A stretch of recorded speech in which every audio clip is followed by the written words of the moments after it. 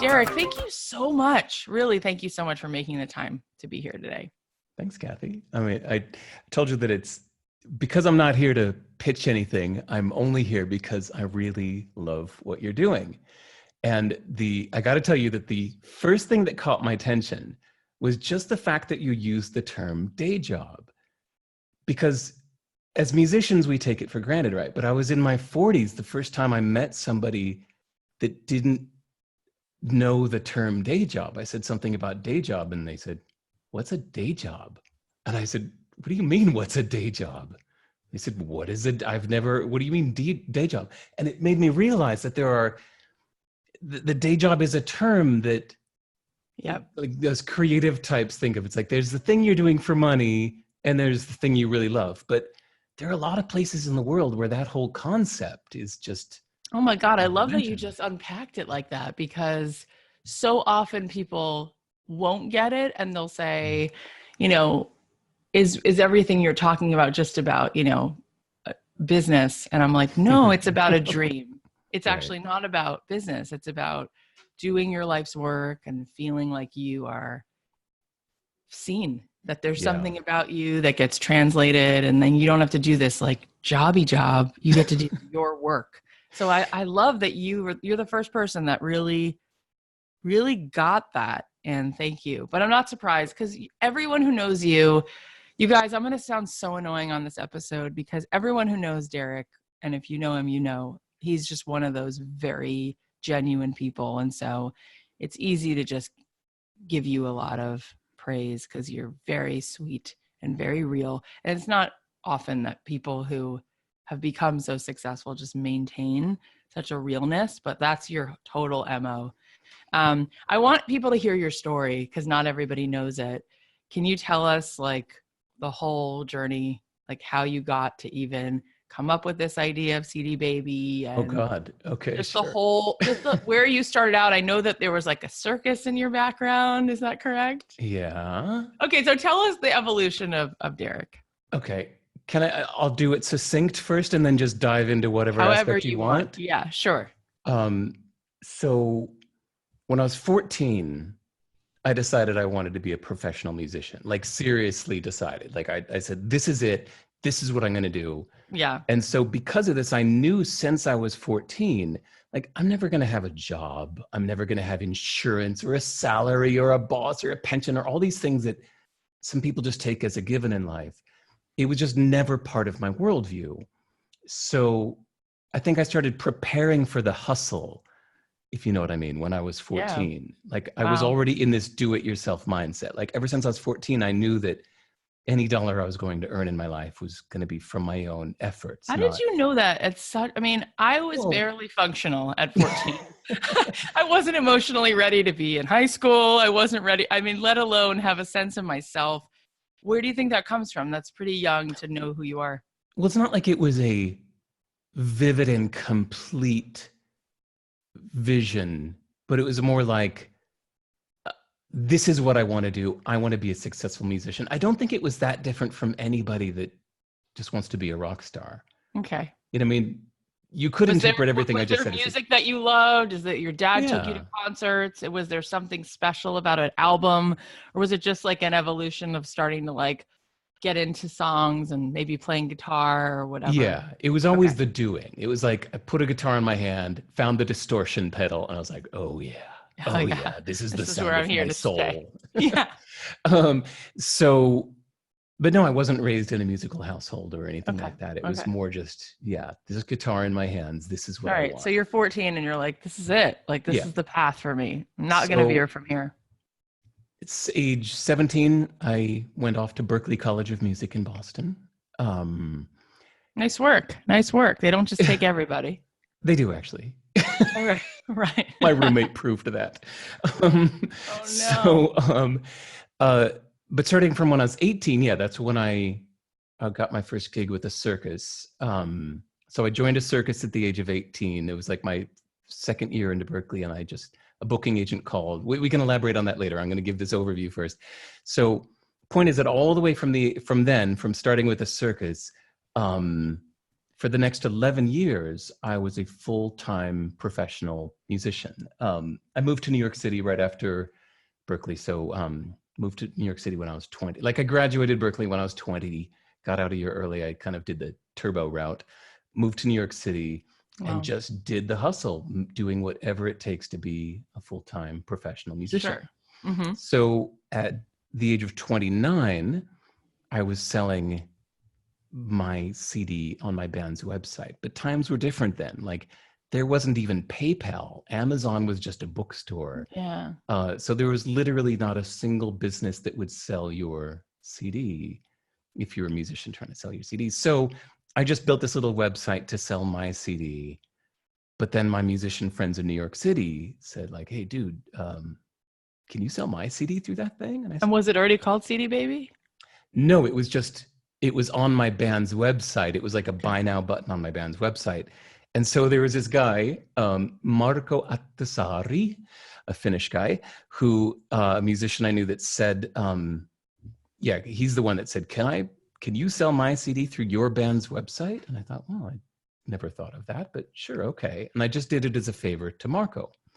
But then I got a call from Rachel who said, hey, Marco said you could sell my CD on your site. I said, okay, for you, Rachel. And then I started getting calls from strangers, friends of friends. So it wasn't until I had about like 10 or 20 albums on my band's website that I finally said, I think I need to give this thing its own name.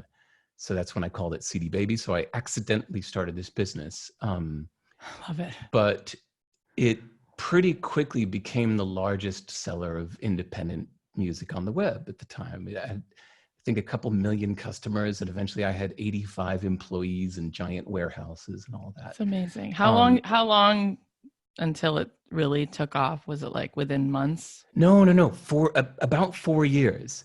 So this is something we can get into later. Okay. That very often I meet people who like start their dream idea and they're a few months into it. They're like, it's just not going well. I'm like, it's been a few months. Like, come on. Like when I was like 3 years into CD Baby, it was still just like me and a guy in my house. Like didn't really take off till 4 years. Like you got to give things time. Anyway, after 10 years, I felt that I had just personally had enough. It's like I had surpassed all of my dreams and visions for it. Yeah. I was just kind of feeling personally done. It felt a little bit like I had been painting a big mural for 10 years. Sorry, I'm like there's a wall behind the camera here. So I'm painting. I'm like, so it's like, it felt like I had been painting this mural for 10 years. And I just felt like, that's it. I've got nothing more to add. That's all I can. So it was time for me to leave. So that was in 2008. I sold the company and just kind of went exploring different ways of approaching life. So what's been sort of your biggest highlights since then? What are the things that you've found? What are the things that you found that you love doing? Because it's so cool that you continue to explore more of yourself. I feel like we are so multidimensional, and sometimes we have this zone of excellence and people are like, that's it for you. That's amazing. And it is amazing. And it's genius, but then there's even more, right? And you've given yourself the gift to keep exploring that. So what did you find? Well, hold on. Let's use a musical example. Okay. I love that we can kind of like take the music angle on this. I hope your listeners get it.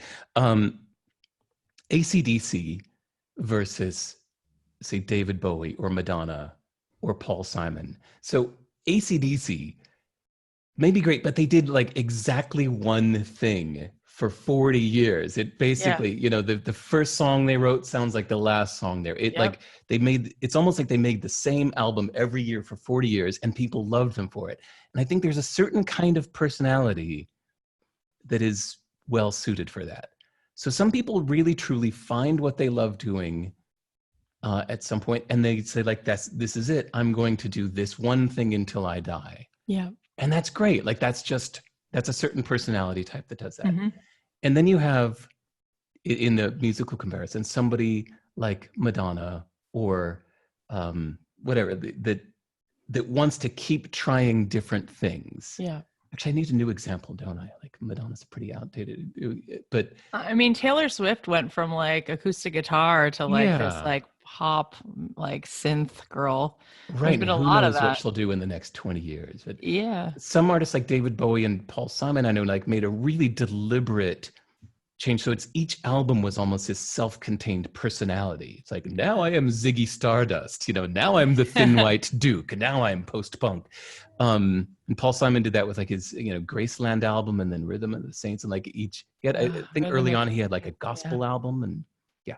So anyway, so I think I'm more like the latter, that I like to do things for a little while and then challenge myself to do something completely different. So that's just my personal take. I don't think that people I should love be it. that way. It's just, Yeah, and I love that you've gone on to be sort of like I see you as like a spokesman for all the creatives and all the broken souls who want to feel like they fit in. I feel like you found a place as like this this hero of all the misfits, the people who have all this yummy stuff, and they, like you did a TED talk which was so awesome, weird or just different. oh, thanks. And your book is just like the simple truths about, not getting caught up in the fear, not getting caught up in needing to be this guy in a suit, but like embracing these parts of you, and there's something about you now that, I mean, how cool that in this moment, at least, like you're synonymous with just humanity, creativity. Like you get this platform now to just usher in a group of people and say, you're okay. I see. Welcome to Misfit Island. Remember that Yeah. Christmas show with like there's like that island with all the broken toys? Yeah. Welcome. Yeah. Well, sorry, going way back to the beginning when we talked about like the term day job, aren't there these little clues when you're just out in the world and you meet people that sometimes somebody can just say a little something that makes you go, you're my kind of person. So it's like people who say day job are my kind of person. Yeah, It's I get like, that. I I like those totally get that. clues. Yeah. So I feel like so many people listening, one of the biggest hurdles, like just in life in general, is like a tremendous amount of self-doubt and fear, and the feeling of like, I'm not enough. Like, who am I to start something? And you've talked a lot about how an idea is really just a multiplier. Like, it's all execution. And there's a lot of our own self-doubt that comes up and gets in the way of us starting down a path or taking the leap or building something or trying and failing and trying again. So how do you help, people work through that? Because I know that you've spoken to so many people at this point. You probably have heard some of that. Well, some of it, I think you shouldn't ignore your doubts. So some of it should be heated. Like your emotions aren't stupid. Your emotions have some wisdom in them. So if your emotions are telling you, I'm not ready yet, then you could choose to take that as a sign that you're not ready yet. And you need to practice some more until you feel like, hell yeah, I got this. But I think that feeling it might never go away. Like it's still, no matter how much of an expert you are, you still get the butterflies backstage when you're about to go on stage. Yeah, I think that's true. Yeah. So somebody might be confusing butterflies with insecurity, but like if somebody's feeling like they're playing too small, for example, I think it might just be a matter of the amount of time you're investing in it. Like you might just be spread too thin. So I think there might be people who think they want to do something, they've dabbled in it, and they're feeling insecure about it. I think, well, of course you're feeling insecure. You haven't put in the time yet. Like imagine an alternate scenario where you would wake up at 6 a.m.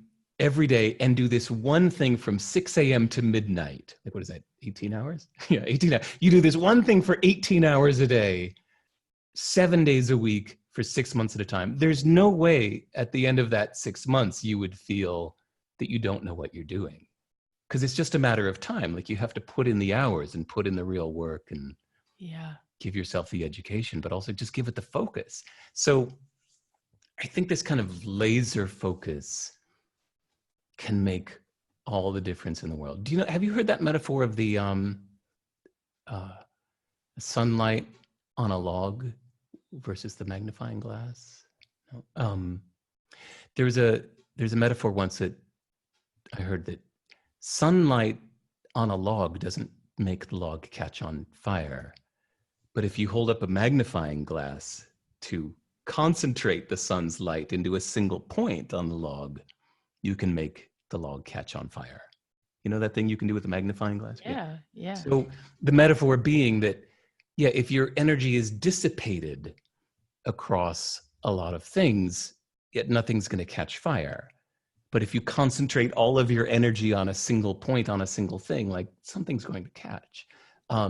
So I think people are usually spread too thin, doing too much. It's such a good point. Yeah. Fear of missing out. We try to say yes to too many things because they're like lottery tickets. You never know which one might be the big hit. So you try to, cover all your bases and buy every lottery ticket you can and do everything. But the end result is you just end up dabbling in everything. You can't, you're not on the mastery path. If you're trying to say yes to everything. It's such a simple, clear direction.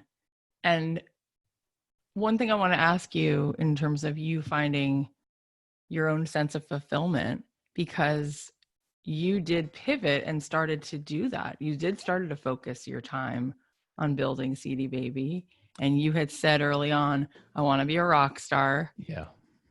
And then you built a multi-million-dollar company by accident. Well, first it was by accident, but then you were like, okay, I'm changing course and I'm going to focus. And clearly you put in those 10,000 hours because it grew into something that is, it's successful on every measuring stick.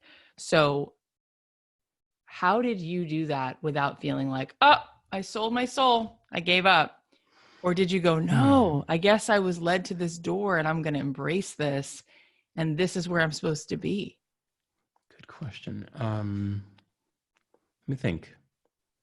Well, the time when I did that thing where I was selling my CD and friends asked, can you sell mine? And this thing started happening. By that point in my life, I had been touring nonstop for like 12 years. 12 and years. I was starting to get a little sick of it. Like it was starting to do the same old gigs for the same amount of money. It's not like I was going way up. So I had achieved a certain amount of success by my own measure. I think that this helped too, that as a professional musician, like I bought my house in Woodstock, New York with the money I made touring. Which, as a musician is like, that's kind of like, maybe not, massive success, but I was pretty happy. You bought a house. Yeah. Yeah. So I was already feeling pretty good with what I had done. And I was starting to feel kind of bored with what I was doing. So when this new thing came up, at first I was belittling it. Like I said, okay, this little CD Baby thing, this is my hobby. Like I'm really pursuing my music. But okay, on the side, as a favor to friends, as a service to the musician community, I'm doing this thing on the side. But then I found that's like, as I was learning about databases and learning HTML and all that, like it was fascinating. It's like, how intellectually stimulating is it to get in the van and drive 6 hours to do another gig versus that same, 15 hours round trip spending like learning SQL and learning programming. I was like, my brain was sparking more than it had in years. I was like, this is so exciting. So I think I welcomed it intellectually. Yeah. And so, but I mean, I did have a lot of coming to terms with letting go. Oh God, that's a whole subject we could get on. Letting go of goals. I've been thinking about this a lot lately. In fact, wait, hold on. I'm transiting too fast. No, I got to hear it. I got to hear it. Your whole face just lit up. I got to hear it. I just, a few weeks ago, gave away all of my musical equipment. It was just a few weeks ago that, let's say, until Oh, I like felt that. but no, this is good. This wasn't a sad thing. It was actually, pause, sentence. The word decide, the Latin root of the word decide means to cut off. Unpause, resume. So up until a few weeks ago, I had felt conflicted. Like every day I'm sitting here answering emails, working on my book, doing something techie, and I'm like, I'm loving what I'm doing. Sorry, I'm like going down to my keyboard here, like doing, and I'm loving what I'm doing. But every day I kind of look over at my piano or over at my guitars, and I'm thinking, fuck, I'm not balanced. I really want to spend more time doing music, but it was, I have a concept that says that your actions reveal your values better than your words. So no matter what you say you want to do, your actions show what your values really are. You can say it all you want, but if you're not doing it, I think you don't really want to do it that much. So I had been saying for the longest time, I want to spend more time making music. I want to spend more time working on songs. And after years or months or years, I finally, just a few weeks ago, kind of, how did this happen? Hold on. I think I did one of those, like, right, I'm going to get serious about this. I'm going to start budgeting time. I'm going to turn off my computer every night at this time and spend this hour to this hour only doing music. And as soon as I thought that way, the first thought that came into my head was, oh, but that's time I could be spending doing something better. And I was like, whoa, what did I just think? Like, doing something better. I think music has fallen down in my hierarchy without me realizing it. And so I just kind of had this, whoa. I thought about it for a second. I was like, okay, what if I gave it, what if I just gave my keyboard and 2 guitars to my friend that's a professional musician? How would that feel? And I kind of tested it out on myself. I was like, that would feel great. Like, whoa, that would feel great. What did I just say? It's weird when, you play these little scenarios with yourself. You test out scenarios. So yeah, a few weeks ago, I gave it to my friend who's a full-time professional musician here in Oxford, England, and he was thrilled. And he was so thrilled that I was like, dude, do you want my nice studio monitors too? He goes, oh my God, yes. I just gave him everything. And he uses it every single day.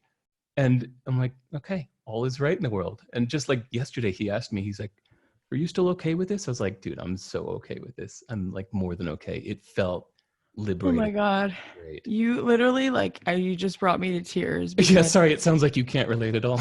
No, I can totally relate.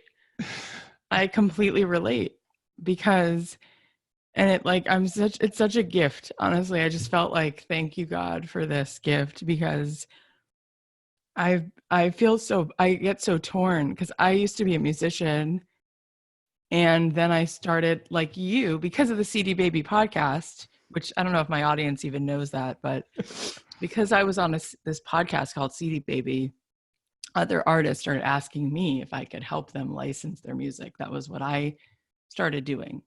And I started helping so many artists, so many, it makes me teared up.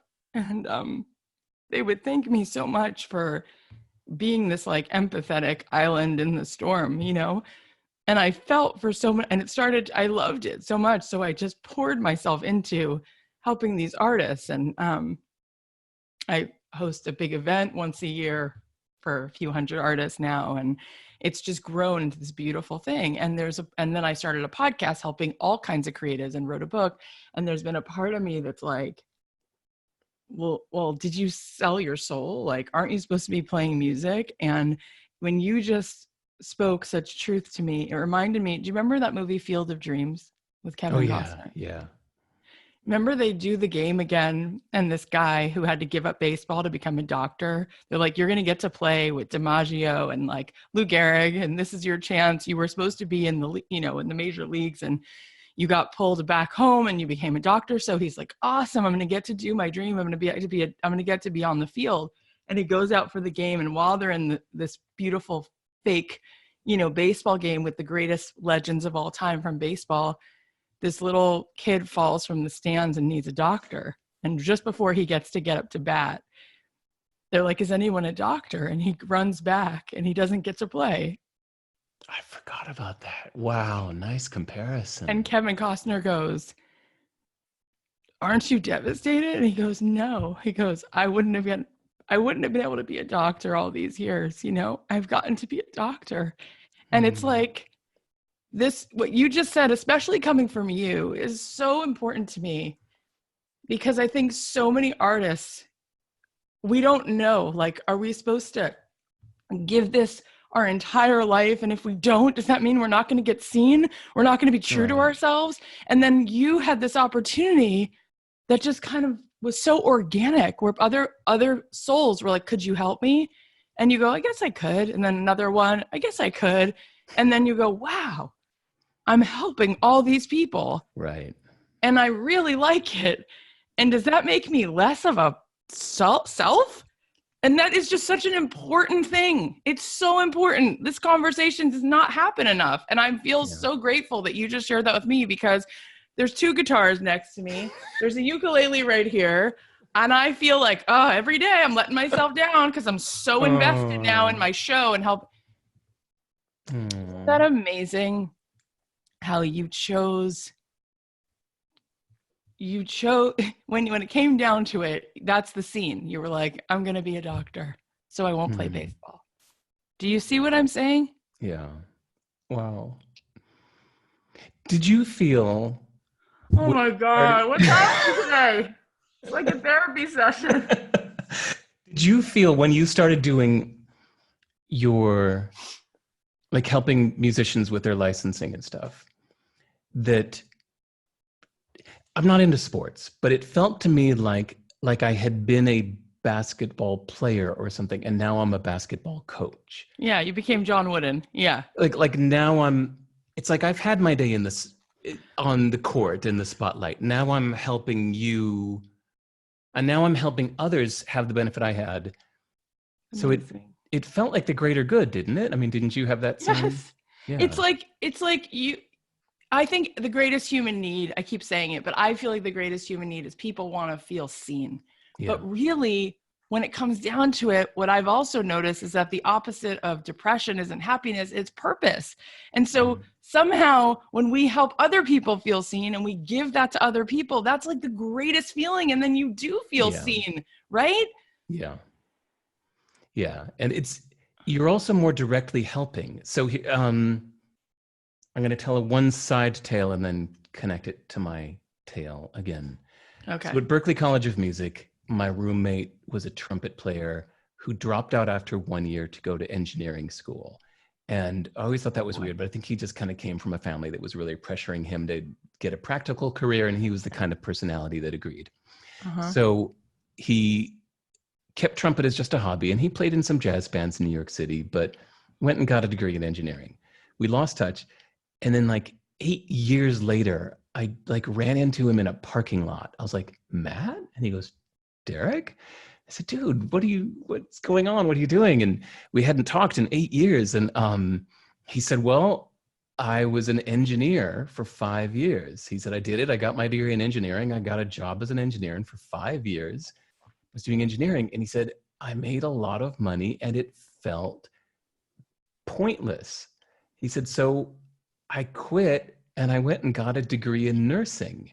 And he said, I just finished my degree like a year ago. And he said, I've been a registered nurse for the last year. And he's like, dude, it is the most rewarding thing I've ever done. He said, I'm making less money, but he said, every single day, like people say, thank you. Like I'm helping people's lives in like a concrete way.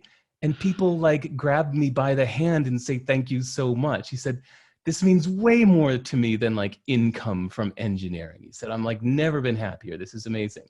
So I felt the same thing with going from being an artist, kind of pushing my own style. I mean, being an artist is kind of a weird thing, isn't it? Like, it's all very like Me. Yeah. from here out there, like me, and it's broadcasting your private feelings into a public address system.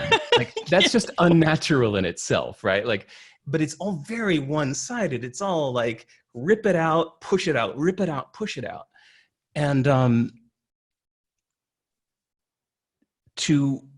it's all very self-centered. So then to suddenly be helping other musicians felt to me like my friend going into nursing. Like, every day people like, thank you so much. It was like nobody had said thank you before for me, spewing myself into the world. So yeah, I wasn't that conflicted. It felt a little weird at first, but I could just feel my energy. That's amazing. So let me ask you this, because there's so many makers, so many artists that are still going down that path of like, I will just want to make a living, just people paying me for my music. People paying, what do you've seen millions of those people. How can they get some of this? How can they weave some of this radical empathy into their life? What would that look like? One example is like Amanda Palmer, right? Like, she's just like become this, she just sort of takes this big giant hug and embraces all of her fans. And she's made this whole thing, this whole community, this whole world out of her music and the pain of who listens to her. And it's a whole thing that's going on there, right? Right. Which is amazing. And she came on the show and talked about it with, a lot of passion. But I don't see that most of the time.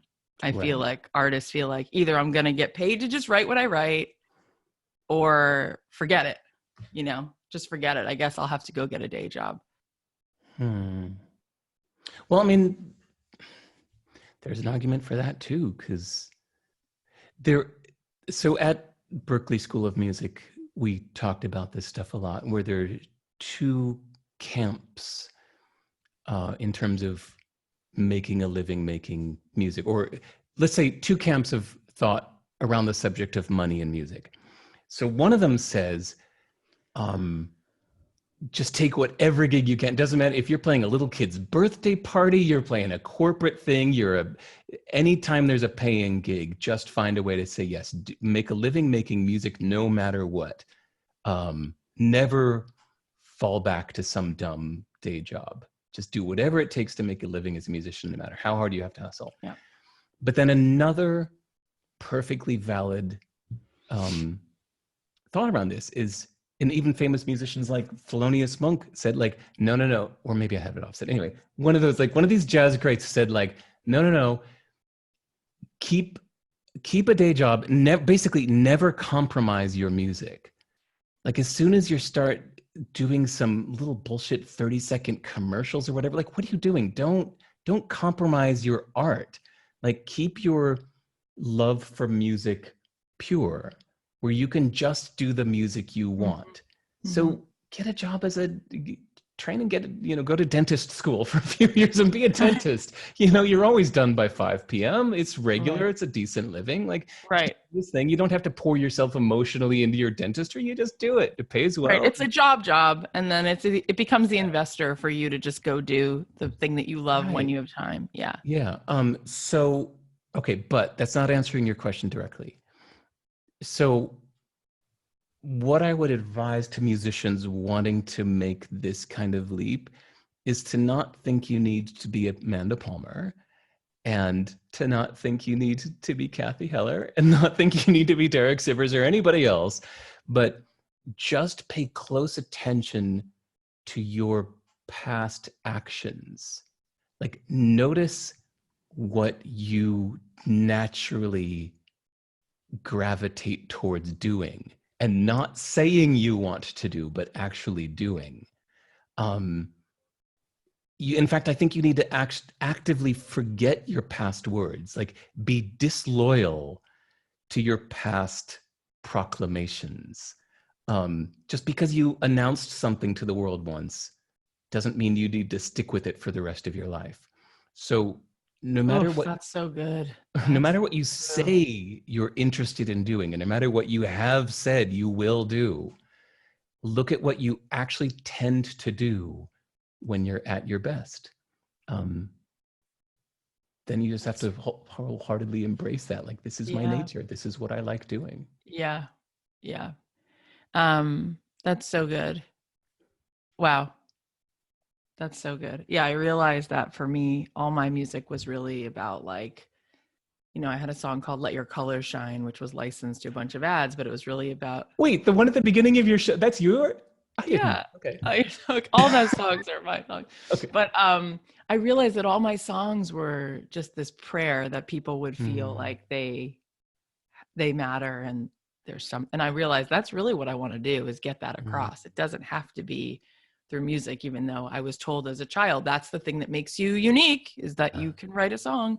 But there was so much more that I wanted to do.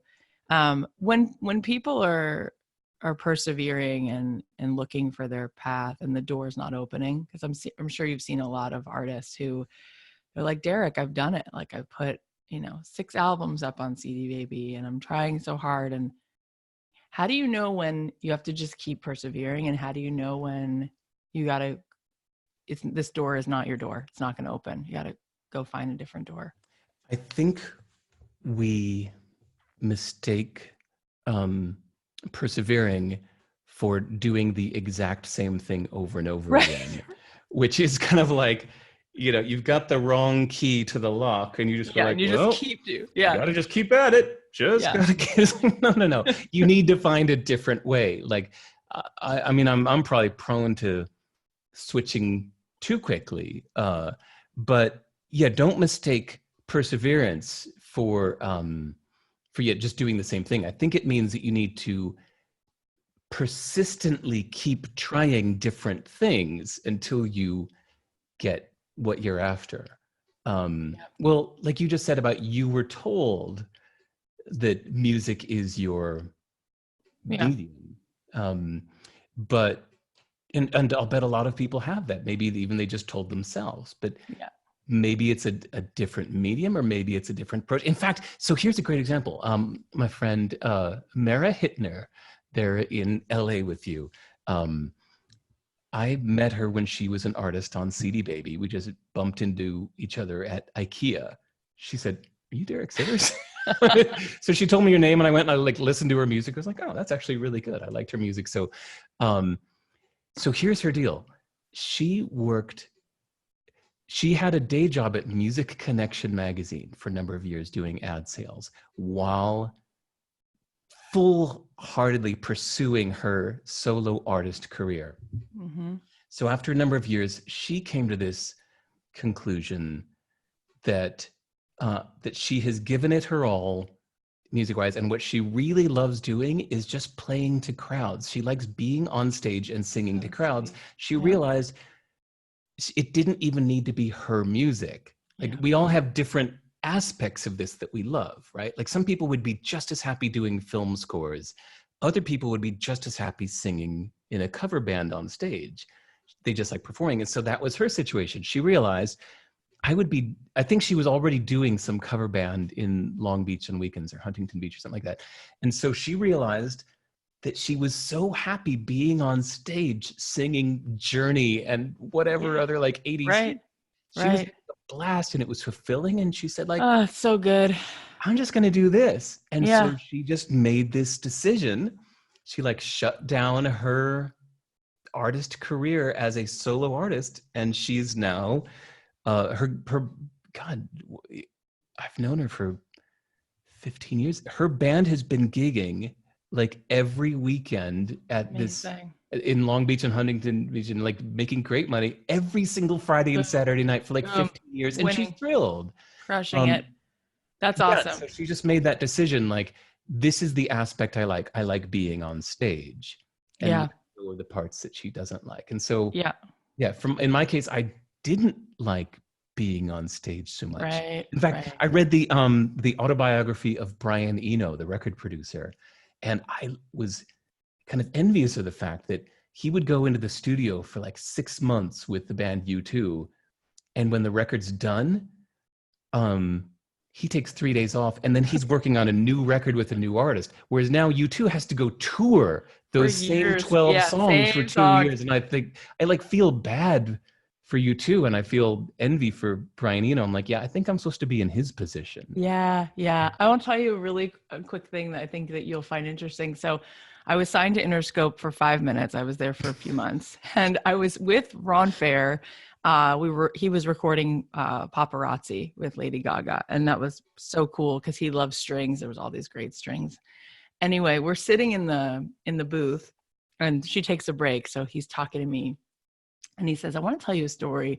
He says, "Years ago, I was trying to get my legs as a songwriter. And I had a meeting with Bill Conti, who, for those of you listening who don't know, he wrote the music to Rocky and all these other iconic movies. And he goes, I'm sitting with him, I play him my music. And he says to me, Ron, did you produce this music or who did you work with? He says, I produced it, I wrote it, do you like, and I sang it, and he says, you're a good songwriter. He says, thanks. He goes, but you're an excellent producer. He said, just think about that because you're really a good producer. And he said to me, Kath, in that moment, I felt like I was punched in the gut because I wanted him to think I was like an amazing songwriter and I was going to be a rock star. And he gave me an incredible gift because he was kind. He wasn't nice, he was kind. Mm-hmm. And he said, you're an excellent producer. And he said, I made a decision, your word, I made a decision. I was going to double down and 6x down and 10x down on being a producer. And I am so glad I did. And I was like, whoa. I was like, why is he saying that to me? What does that mean? But I eventually, I got it. And I remember I then was signed to Atlantic and Craig Kalman said to me, we really like you, but I think your music would do best in a soundtrack. I don't know that this is going to be like an album, but I could see this being like the Jack Johnson Curious George album. So you should pursue music licensing. And he introduced me to Rachel Levy. She was at Weinstein at the time. And that was the beginning of that, which was, again, kindness, not nice, very kind, like gave me a blessing. And he was right. He was right. So I love what you're saying. Let's talk about your podcast because folks who listen to podcasts, listen to other podcasts. And what made you want to start a podcast? Okay, I feel like I have to give a disclaimer. It's not like a real podcast. I'm using the medium to basically just read my essays. So I write articles for my site. I call them essays or articles or blog posts. And they're so good. Thank you. But they're very succinct. I mean, the average length. I actually counted recently because I was like compiling some into a book, and the average length of my articles is 21 sentences. But I know there are a lot of people who have long drives or walk their dog an hour a day, and they really just prefer to listen, not read. So I've been meaning to do this for years. Yep. And that's this audience. That's why I wanted you to tell them that it's available. So let's talk about these. Let's talk about the substance of what inspires you to write these essays and really what's sort of is there a theme? Is there something that you really want people to walk away with, which is why you show up and do those so often?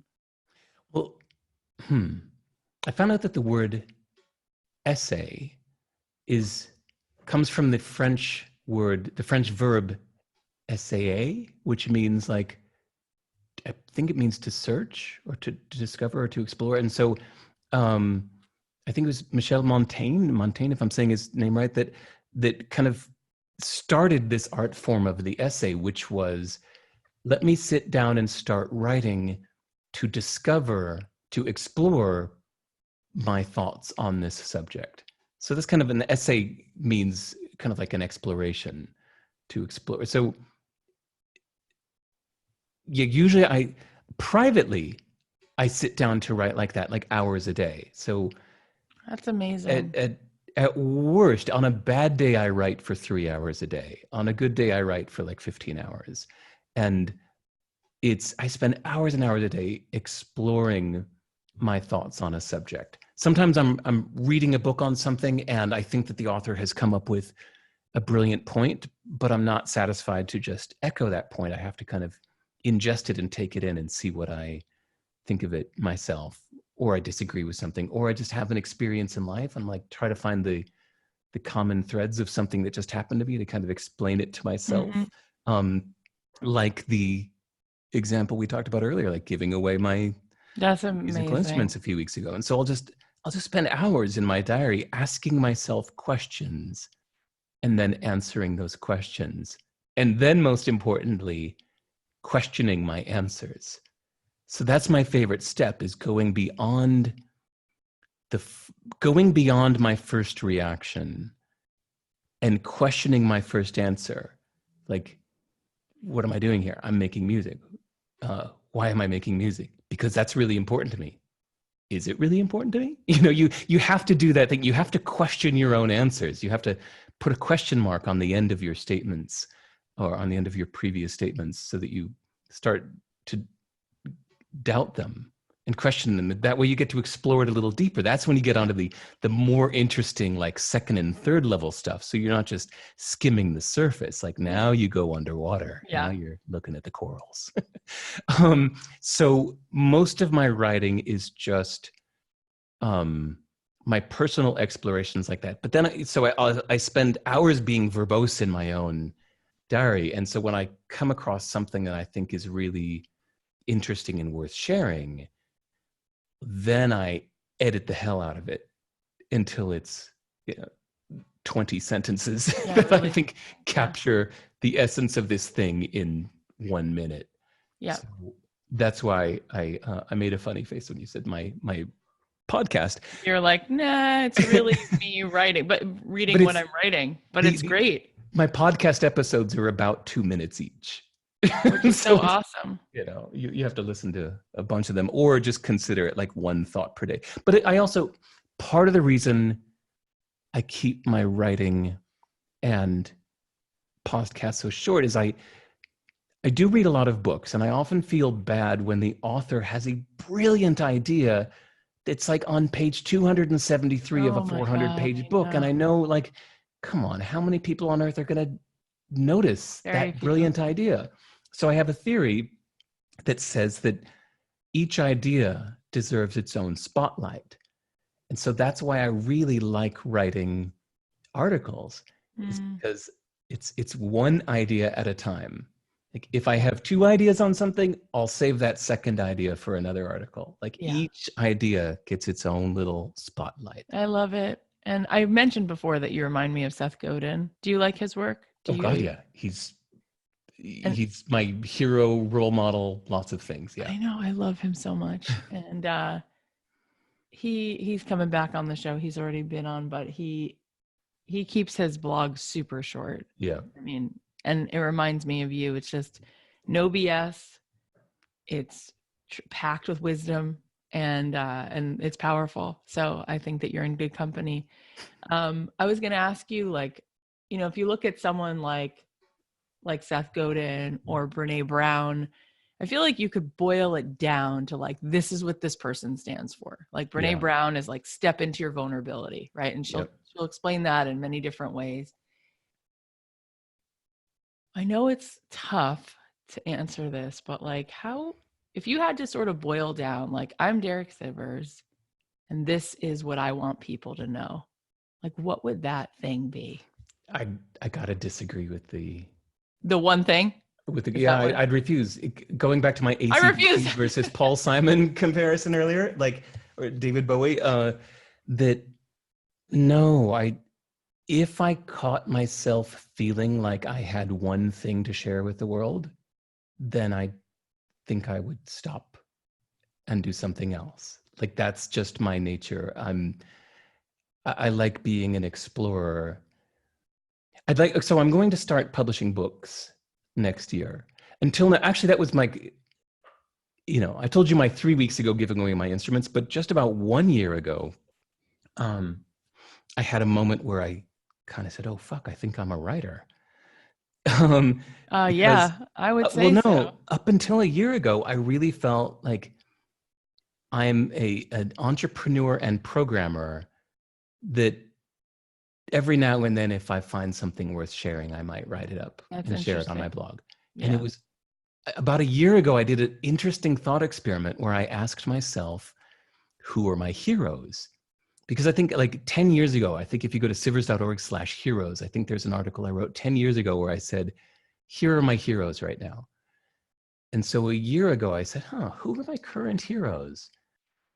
And this is just me privately in my diary. And I wrote for an hour about this. And after I was done, I looked at this list of like 13 people. I was like, tick, tick, tick, tick, tick. Whoa, every single one of them is an author. Like, these are my heroes. Wow. I don't, I don't admire, I mean, I don't admire. Richard Branson, Elon Musk, rich entrepreneurs are not my heroes. Programmers, kind of, but not completely my heroes. I just admire what great programmers have done. It's like my real heroes are these authors. Like, these are the people that are changing my life. And I kind of said, whoa, I think this is an indication of which direction I'm facing. If this is, you could make a nice little physical metaphor. If this is the direction I'm looking up, I think this is the direction I'm facing. Yeah, that's such a cool exercise. Wow, Yeah. I never thought to do that. Oh, it's so good. It's so good. Who are a few of those authors that were on your list? Oh, well, I'm Seth Godin, obviously. Oliver Berkman.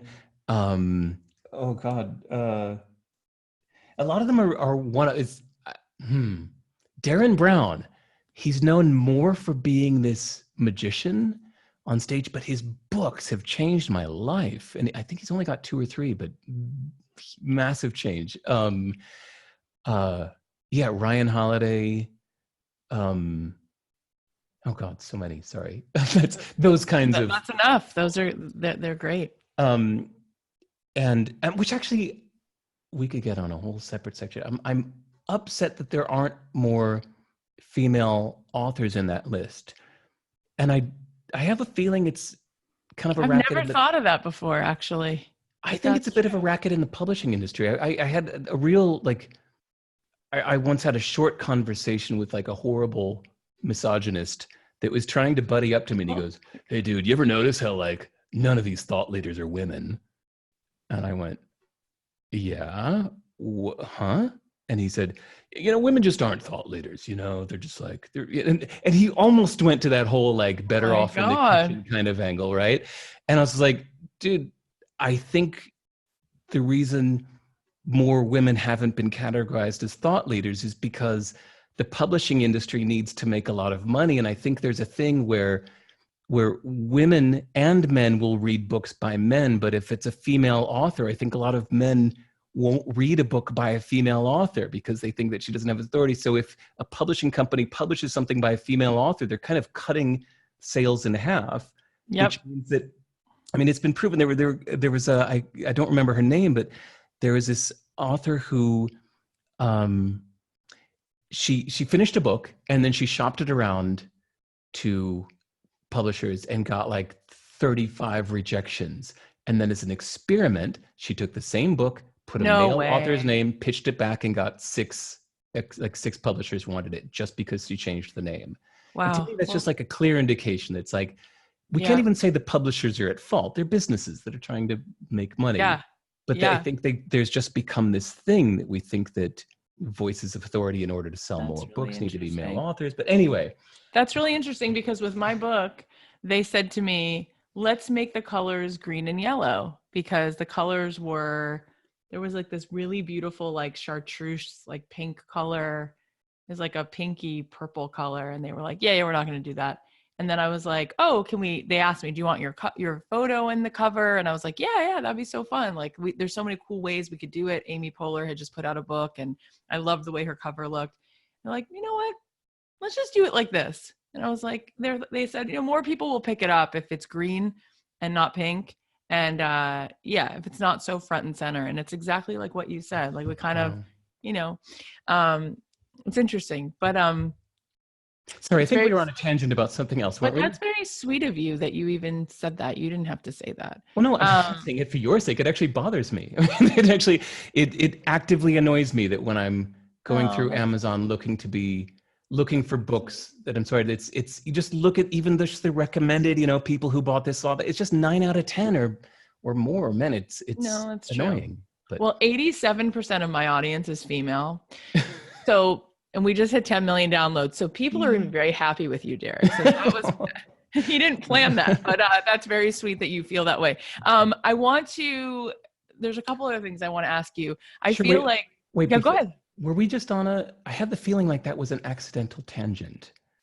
That I think it it's was something good. You were about talking about your favorite authors. We were talking that came from me asking you like, what would you say is your thing? And you're like, I don't really think I have a thing. Wait, I think I'm a writer. Go thank ahead. you. That was the point, is that now that I've just recently realized that I'm an author, now I'm taking it more seriously. And my goal is that every time I have a book out, I don't want people to be able to predict what it's going to say. Oh. So that's what I meant. It's like, if I felt like I have one message to the world, I'd think, okay, well then it's time for the next one. Once I've said something, I don't want to keep regurgitating. I don't want to be AC/DC. Yeah. And even there are some authors whose books I like, but especially if an author has done like 5, 6, 7, 8, 9 books, Yeah. Sometimes you can tell, like, all right, if I get that new book, I probably have a pretty good idea what it's going to say. I don't ever want to be that. I want every book to be a surprise. Okay, so let me ask you the question in a different way. In this moment, in this season, when you're thinking and working on this next big project, the book, right? The first one of you already written a book, but the next one, what's really feeling like it's weighing on your heart? Like this is one of the big messages I want to get out.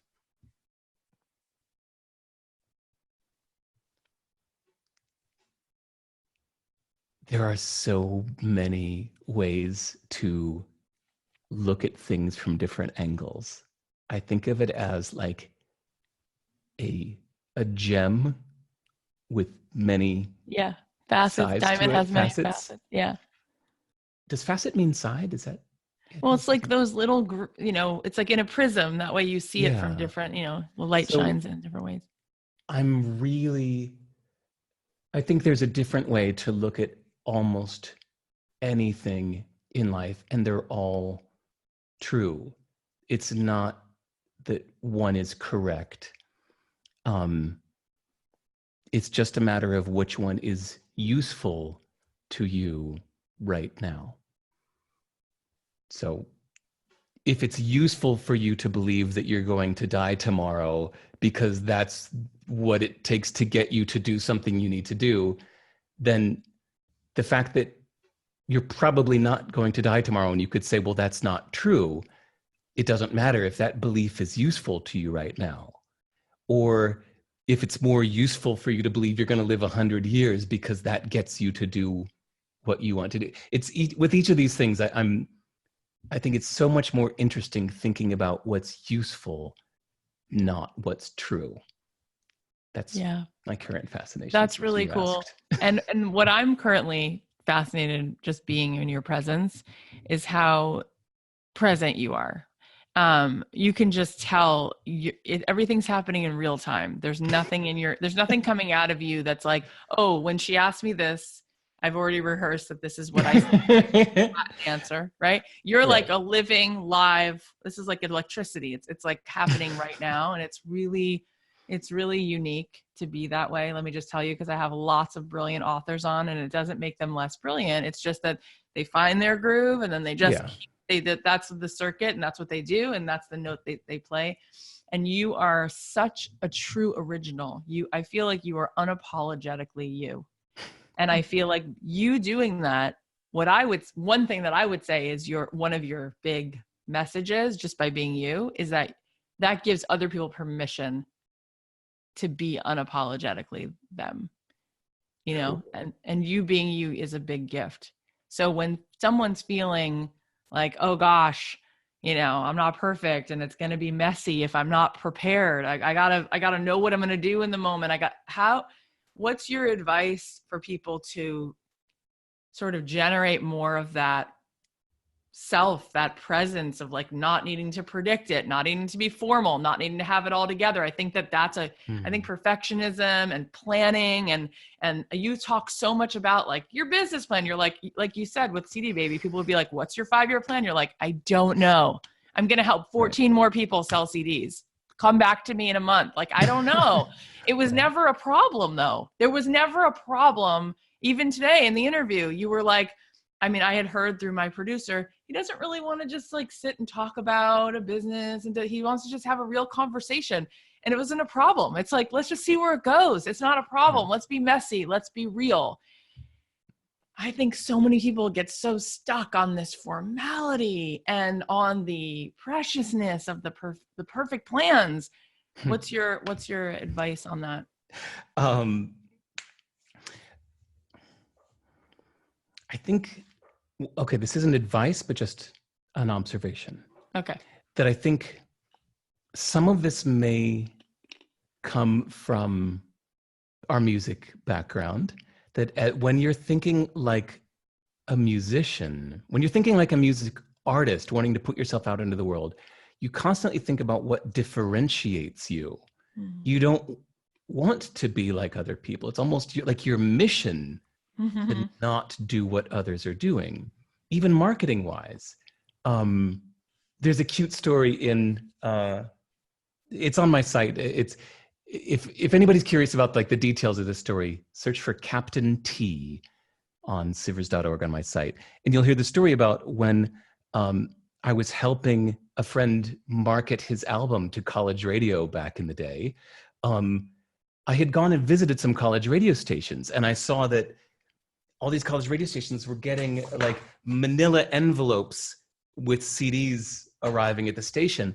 So I said, okay, we need to not do that. Like whatever everybody else is doing, let's do the opposite. So we took this like hilarious thing where we found like these jet black envelopes and rubbed them in dirt and wrote like a ransom note inside. And, you know, that's what we used. And it got a ton of attention. And still to this day, my friend who was the artist, Captain T, says people still come up to him and go, dude, you're Captain T. Like, I worked at a college radio station 20 years ago, and that was the coolest CD we ever got. That's because awesome. It was different. And so I think we can do that with ourselves too. So I think I have a natural rebellion that if everybody's being this kind of stiff know-it-all, trying to, you know, do this puffery to make themselves look like a brilliant pundit, well, then just naturally I'm going to rebel against that and do the opposite.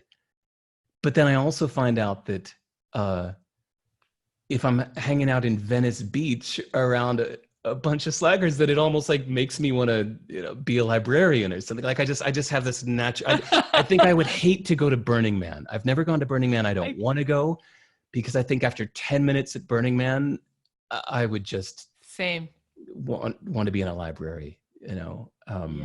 Yeah. I can't help but I have to stifle laughter when I'm at funerals. I have to like, I get serious when everybody else is being wacky. I get wacky when everybody else is being serious. So no, I think it's just my natural rebellion. But to answer your question now directly, I think if somebody's wanting advice on how they can do the same, I think you just have to trust that standing out from the crowd and doing the opposite of what other people are doing is usually beneficial.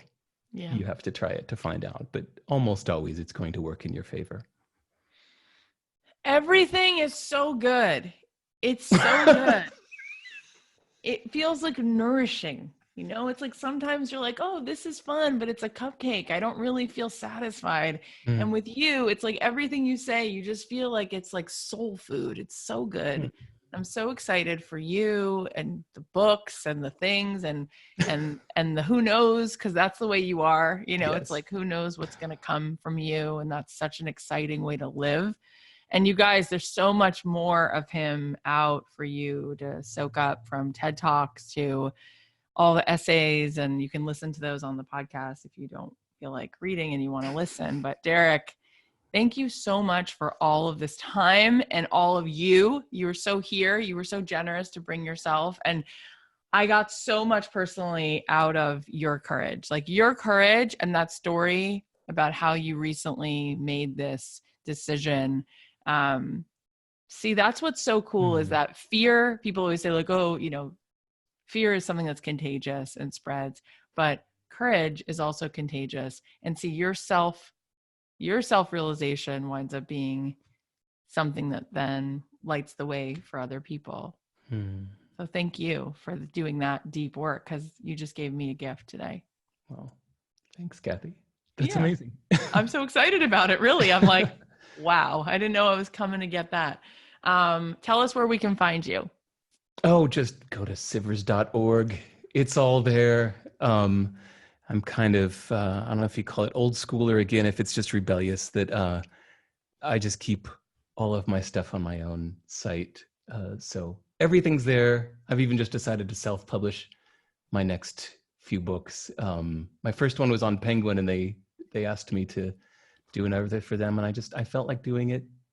Kind of, it feels a little bit like the early days of the independent music movement. I was like, kind of feeling kind of DIY rebellious right now. Like I'm kind of thinking I won't even sell through Amazon. I think I'm just gonna kick it direct. So anyway, go to sivers.org. It's all there. That, and I really would love to just follow up with you, and maybe you'll come back when that book comes out and you can then tell us more. I would love to chat with you anytime. I love this conversation. You're such a gem. I love talking to you. What a gift. Thank you so much for today. Thanks, Kathy.